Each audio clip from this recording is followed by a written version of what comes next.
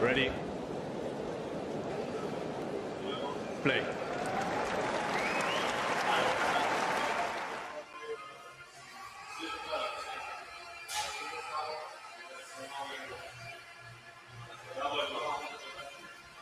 Good afternoon, everybody. Once again, we are here live for another nice little bulletin, an episode of the 10 minutes, as I call it, but sometimes we go on for a bit longer. I've got Yannick with me right now, who is in the bowels of the arena in Malaga, where, of course, the Davis Cup has been taking place. Listen, I was going to introduce you, Yannick, but why don't you do so yourself? Tell us who you are and a little bit about you. All right. First of all, first things first, thank you for the introduction and for the invitement here. I'm a freelance journalist from Germany reporting about tennis mainly, but also about doping, sport politics, mental health, sexism for German national media as ARD, Sportschau, Der Spiegel, Zeit Online, Frankfurter Allgemeine Zeitung, and other newspapers and online magazines. And I covered the tennis tour. This year I was on all 4 slams and also at the Davis Cup at all German ties. And so am I here this week in Malaga. Let's talk about the Malaga thing then. Obviously, we've had the qualifiers at various points throughout the year. Germany managed to qualify. Big news for you as a German journalist. But tell me about the match against Canada just a day or so ago. What went right? What went wrong for Germany? Of course, Germany took the lead with a 1-0 with... you tell us about it. A tricky situation because Canada for me is the best team out here at the Davis Cup Finals in Malaga with the best 8 teams. They have number 6 in the world, Felix Auger-Aliassime, and the top 20 player with Denis Shapovalov, who we all know can be a top 10 player if he plays decent or even more. So very difficult situation for the German team. We have one big advantage, that is our doubles with Kevin Kravitz and Tim Pütz. They were unbeaten in the whole competition, their whole career. Germany won their last 15 double matches before yesterday, and both together also unbeaten. And that was a big advantage in terms of that. Because we are lacking our top player Alexander Zverev because of injury. He is out since you all know that as tennis experts since the French Open. The big injury at the foot. He wanted to come back at the group stage in Hamburg in September. He was there, and the day before the first match, he had another injury on the same foot, and he's out since then.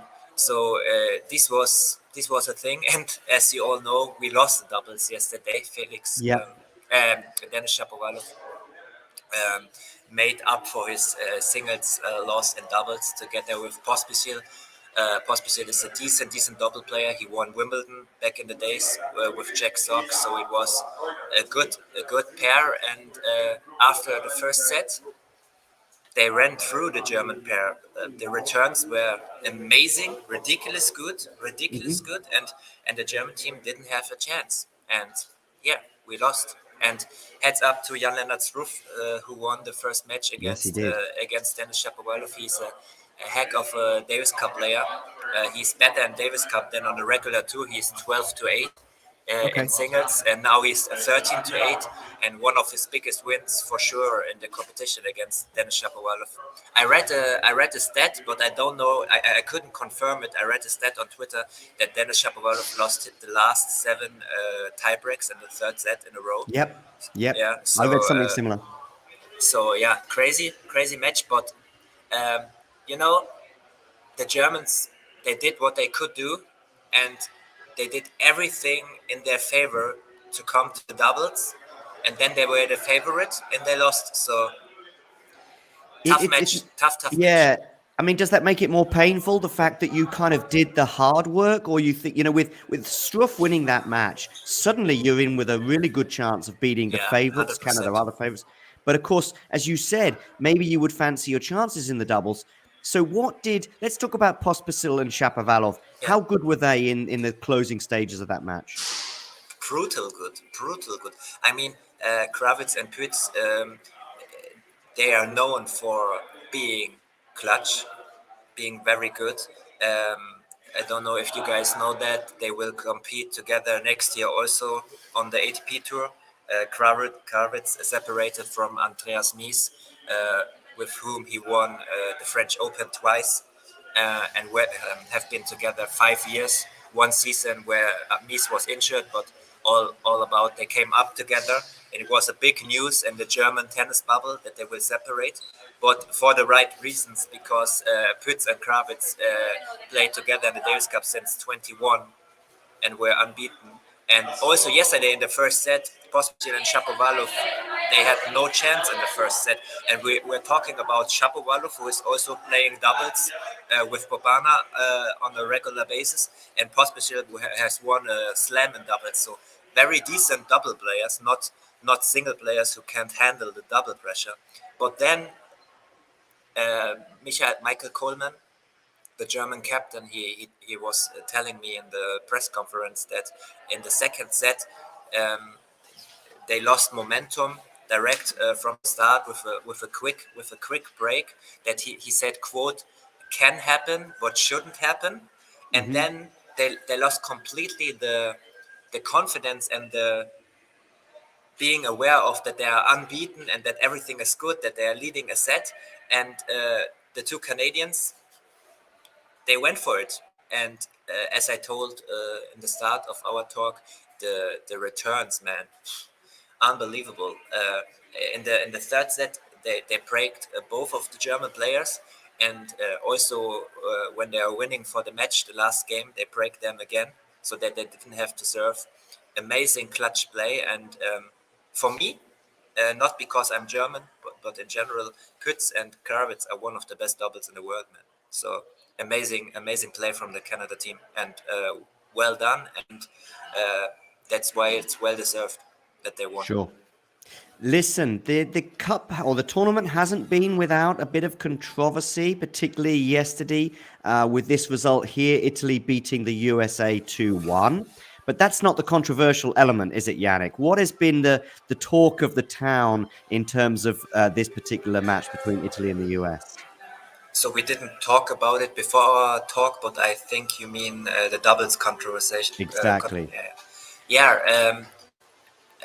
The captain left the 80 league in doubles, and in the American tennis bubble, it's a big controversy. As you can see, how my tweet with Fritz also went yesterday. In general, how big the Davis Cup or how small the Davis Cup is seen in the US, but in the tennis bubble itself, it shock and a big discussion why they played doubles with Tommy Paul and Jack Sock, and they lost. So the captain has not all arguments on his side, to say it in this way. Yeah. I mean, how do you feel about it? Do you think that maybe they made a mistake? I'm way too far away to the American team to know the between the coaches that the captain asked in the press conference yesterday after the match about it, and he said, fair questions, I will answer it. Annoyingly amount of time. He said that it's not about the best players playing the Davis Cup in the future. So that are my words. He wants to build a group for the future with young players and not players in their 30s.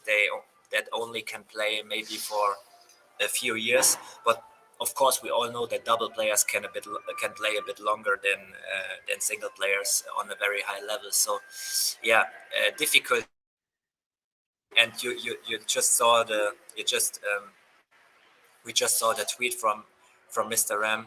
Yeah. A bit salty, but Yeah. fair enough. I mean, he's an athlete; he wants to compete, and yeah, I don't know. It's a very young group of players with Fritz leading. All cool guys. Maybe they want to be a bit separate in this group and build something for the next years. But yeah, let's. Yeah, exactly, Yannick. So, of course, we've got the semi-finals to come over the next 24 hours. We've got Italy against Canada, which I think is tomorrow, and today we've got Australia against Croatia in action. What is your thoughts on those two semi-finals? Oh, it's a very close competition now. Uh,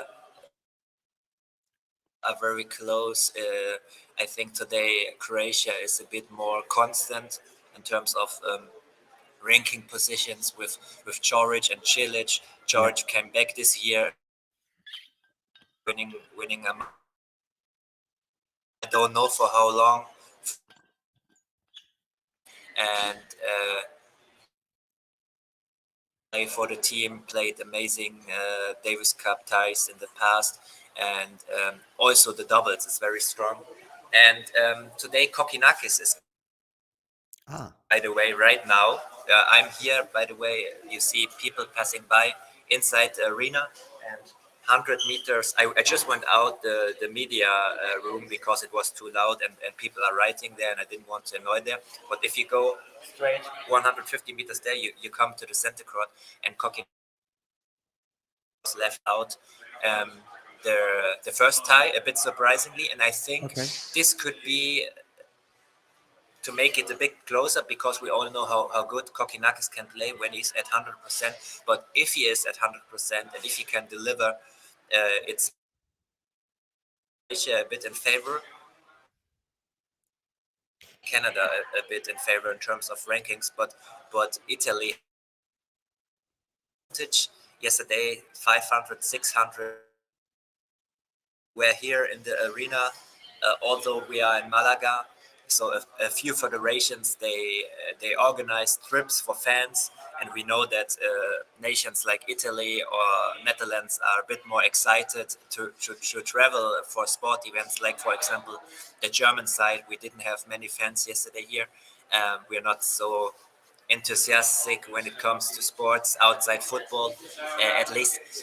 So this is also close, but if Canada can handle the nerves, which I do believe, then it will be a final between Canada and Croatia with slightly advantage still for Canada, I believe. Yeah, sure. So obviously Australia beat the Netherlands and Croatia knocked Spain out. And it comes to my final question, Yannick, which is obviously with Spain going out so early, how has it been in terms of the atmosphere? Are they selling Yeah. tickets? Is it still popular? What's going on? I think this is the most important ticket, most important topic, all sports aside, for this competition in general. I have to say, I was one of the loudest critics of the new format as a private person, but also as a journalist, because there's a lot to criticize. We know that the competition, the format change in 2018 was surrounded by a lot of corruption rumors, not only rumors, but corruption.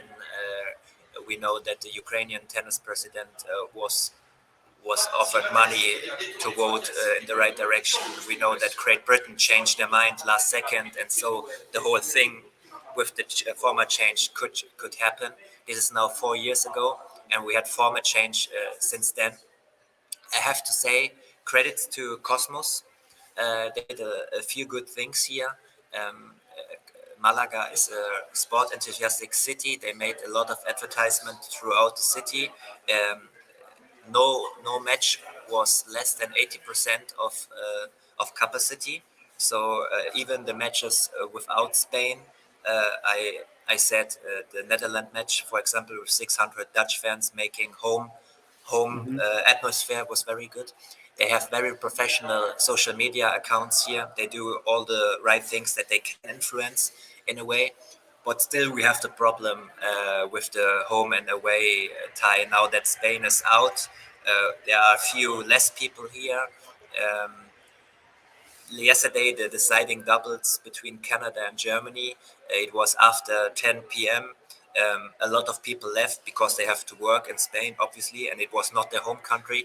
I assume in a normal tie in Canada or in Germany that wouldn't have happened. And the most important thing, your tennis fans should notice that money is a big issue. The L'Equipe was reporting this week that Cosmos, the organizers, the consortium with Rakuten and Gerard Piquet, are losing double figures in million US dollars, so Okay.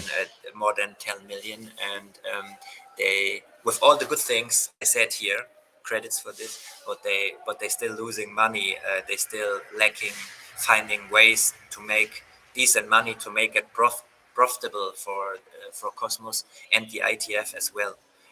So this will be a big issue also with the host nations next year in the group stage. I heard that countries had to say yes for 3 years, which, for example, the German Federation in Hamburg didn't do. So because of money, I heard that the Spanish Federation here had to pay a lot of money to organize the event.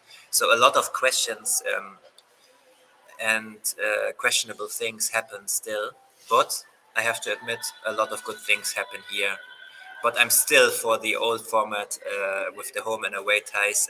I was at the Davis Cup tie in Valencia 2018 between Germany and Spain in a bull ring in front of 9,000 enthusiastic Spanish fans. It was an amazing experience, and no matter how good they organize this kind of finals in one city, it will never be like this. Yeah, I think there's a lot of things that we'd all like to see change in tennis and the tennis calendar, but also in terms of the organization of some of these events. And I'd love to have you, Yannick, and maybe one or two others, and we can fix the Davis Cup maybe in a half an hour show, and maybe we'll do that later on this year or maybe the beginning of next year. But listen, Yannick, we've already taken 17 minutes of your time. Thank you very much for joining us live from the bowels of the arena in Malaga. And listen, hopefully you enjoy the weekend. Is at least the weather nice? Oh, the weather is decent. We have 28 degrees. It's sunny out there. I'm a very white bread, as you can see, a German guy. So I even have to take sun cream on my skin. So it's completely different than in Germany. In my hometown, it's 0 degrees. So that's a good thing. And with Germany being out, I have to work a bit less now. The next 2 days, I make a sport political piece about Cosmos for Frankfurter Allgemeine Zeitung on Sunday. But I can enjoy the weather a bit. Yeah. Yeah, nice. Yannick, where are you based in Germany, by the way? Which city? Close to Frankfurt, in next to Wiesbaden. The region is called Rheingau. It's a famous wine region where very good Riesling is coming from. But I lived in Hamburg and Munich for work the last 10 years. But I came back during the Corona pandemic to my hometown, and I'm very happy there. But with all the travels and my job, I'm 3 to 4 months a year. I'm around the world, so it's a good combination. Nice, nice, Yannick. I'm in Bonn, near Cologne, so we're not a million miles away from each other. You live I'm in based. Germany? Yeah, I live in. There you go, Yannick. You didn't know, did you? No, no, I didn't. Aber I mein didn't. Deutsch ist nicht perfekt. I, Deine Deutsch, das ist sicher, dass dein Deutsch ist viel besser als mein Deutsch. Aber I I ja, just said like, why are we talking in English? Okay, no, but okay. to be honest with you, even if I spoke perfect German, I think we'd still have to communicate with the global audience that you know. I know. But I'm also familiar with, of course, Spiegel. I lived in Hamburg for a year or so. I studied there. So if you live in Nice. Germany, you can't not be aware of that. But listen, Yannick, once again, I want to say a big thank you for coming on. And I look forward to speaking to you again soon. And enjoy the sun and the rest of the tournament in Malaga. Thanks for having me, and to all the guys, have a nice weekend. Thank you. Take care.